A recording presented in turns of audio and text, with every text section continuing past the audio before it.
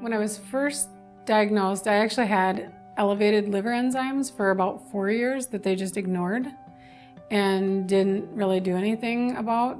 I think I was frustrated having a lot of symptoms, and then not only just elevated liver enzymes, but having a lot of symptoms that you could never really explain what was wrong with you, and just unexplainable things that you would say, let's say like the itching, why you would have this itching all the time and nobody could explain what it was, or you had fatigue, and then like a rheumatologist would say, well, fatigue is very common with a lot of autoimmune diseases. When they say fatigue, it's just something you really can't explain to people. It's like a feeling like, it's not just being tired, it's like you feel like I could just fall asleep standing up, like I can't do this anymore.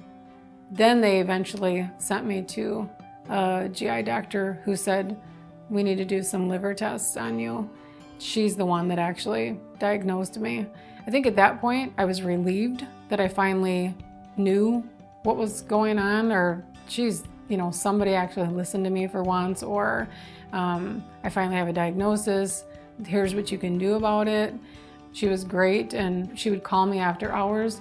She would follow lab work just consistently. So I was all for that, doing the liver biopsy, and she was actually very good at talking me through everything, and this is what we're going to do, and got me scheduled for the liver biopsy. And then she was going to run routine liver tests, and which the ALP, and I think she does the whole hepatic function test or whatever, and she would see me and she would be checking them routinely, and people do really well.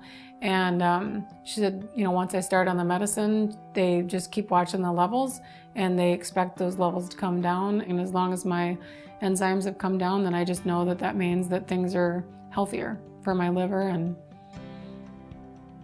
things are good.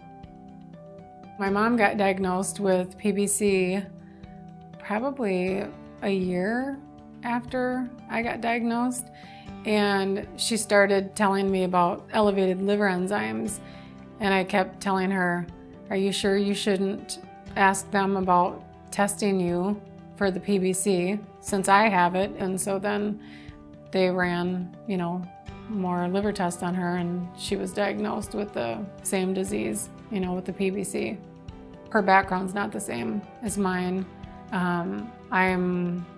With my background, I'm going to be able to gather information differently, and I'm going to do more research probably than what she is. And I think she relies on me to get a lot of that information, to her as well.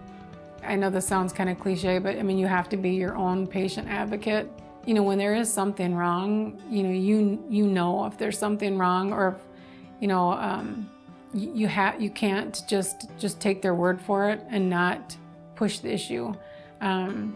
You have to insist that things are followed up on, and if you're not happy with the person you're seeing, or you're not happy with the answers that you're getting, seek a different type of physician, or you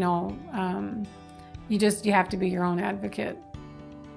My future goals are to finish doctoral school and see my daughter graduate from college, and I'll be excited when my son gets out of the Marines, and more time for my husband and I to enjoy free time and spend more time with my family.